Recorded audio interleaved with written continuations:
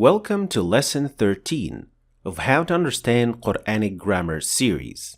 Last lesson, we started discussing the third and final category of the Arabic word, which is the Harf. We learned that Harf means a particle, and that there are four types of Huruf, or particles, in Arabic. In Lesson 12, we started with Huruf AL-Jarr, and we learned that they come in two categories. A type that can only be attached to another word or pronoun, and that is what we covered last time. And another type that can work both separately and as an attached particle. And this is the category that we'll focus on in this lesson. So let's get started. This category of Huruf AL-Jarr consists of 5 particles: min, عن, في, إلى, على. And we'll discuss each one of them in detail with examples from the Quran in order to understand how they function in context. So let's start with min. Min means from or then, and in regular situations, it will cause the word after it to have kasra or tanween kasra, like in these examples. الذي أطعمهم من جوع وآمنهم من خوف. Here, it is used with the meaning of from, and it clearly caused the word after it, جوع and خوف, to have tanween kasra. Another example. لخلق السماوات والأرض أكبر من خلق الناس. And here it means then, and it also causes the word after it to have kasra. So خلق here has kasra under it. However, there are 3 things that you have to pay attention to when dealing with min in the Quran. And the first one of them is that sometimes min is used without actively affecting the word after it with jar, especially when it is attached to a pronoun, like in this example. فانفجرت منه 12 عينا. Here we can notice right away that min is not actively affecting the pronoun after it, since here we say minhu, not minhi. So the pronoun here in this case is pronounced with dhamma and not with kasra. The second thing that you have to pay attention to is the combination of min qabl. And that is an interesting combination because sometimes we see min actively affecting the word qabl with kasra. And sometimes it is really not affecting the word qabl at all, and it would have dhamma, like in these examples. قالوا هذا الذي رزقنا من قبل إلا الذين تابوا من قبل أن تقدروا عليهم. So what is the difference between them? Well, there is a slight difference in meaning and use. In the first example, min qablu, it is translated to before, but with the meaning of earlier or in the past. So here it will be translated to, they will say, this is what we were provided with in the past, or in this case, in the dunya, according to the context of the ayah. But in the second example, min qabli with kasra means before something. So there will always be a noun or a verb following it. So in our example here, before you apprehended them, that is a different meaning. The third and last remark about min is that it is important to know that when min is followed by the word ma, it will automatically lose the noon at the end of it, since it will be merged into the mim, and we will always see it like that. Mimma. So, mimma is actually two words fused into one, like in this example. وَكُلُوا مِمَّا رَزَقَكُمُ اللَّهُ حَلَالًا طَيِّبًا. Moving on to an, which means from or about. It has the same characteristics as min, which is that normally it causes jar to the word that follows it. And that is what we observe in this example. عن اليمين وعن الشمال عزين. However, and much like min, when it is attached to pronouns, it will not actively affect the pronoun with jar, but the pronoun will remain intact. وَأَنْتُمْ عَنْهُ غَافِلُونَ.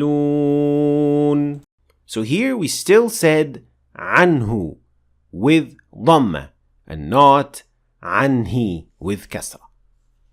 Moreover, and also similar to min, when an is used before ma, it will look like this.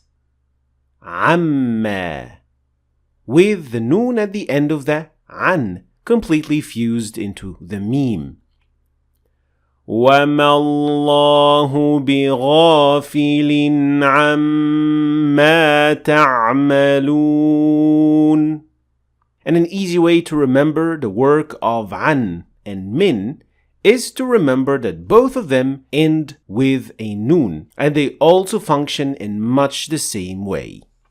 The next particle is fi, which means in, and it is possibly the easiest and the most straightforward particle. Fi affects all words and pronouns after it with kasra, no exceptions, like these examples. وَرَأَيْتَ النَّاسَ يَدْخُلُونَ فِي دِينِ اللَّهِ أَفْوَاجًا يَخَافُونَ يَوْمًا تَتَقَلَّبُ فِيهِ الْقُلُوبُ وَالْأَبْصَارُ. So here it is clear that fi causes the word or the pronoun after it to have kasra, with no exception. However, you shouldn't be confused with words like fikum, وَعَلِمَ أَنَّ فِيكُمْ ضَعْفًا, because it will look like it doesn't have kasra or jar, but it is actually a different case that I will explain in a future lesson in this series, insha'Allah. Next is ila, and ila means to or towards. And from the next examples, we will see that ila can affect nouns and pronouns after them with kasra in all cases. ثم استوى إلى السماء فسواهن واتقوا الله واعلموا أنكم إليه تحشرون. So, ila will cause the word or pronoun coming after it to have kasra regardless of being attached or separated. Interestingly, when ila is attached to anything, as we have seen in the second example, the alif maqsura at the end of it will turn into ya. That's why we would then say ilaykum, ilayhi, ilayhim. But if it is used separately, it will end normally with an alif maqsura like so, ila, with a natural mad at the end of the word. Moving on to the last particle, which is ala, and it means on or upon. Much like ila, it also ends with alif maqsura that you should never forget to pronounce fully. Ala affects everything coming after them with jar, like in these examples. ختم الله على قلوبهم وعلى سمعهم. The alif maqsura also turns into ya when followed by a pronoun, just like ila. فلا جناح عليه أن يطوف بهما. And we also notice that the ha attached at the end of ala has kasra as well, indicating that ala did actively affect the pronoun. There is, however, one exception to this rule, which is found in Surah Al-Fath.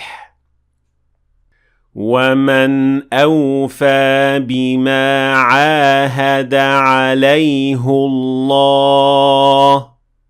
And the exception here is that we say عَلَيْهُ with dhamma instead of alayhi with kasra, as we just explained.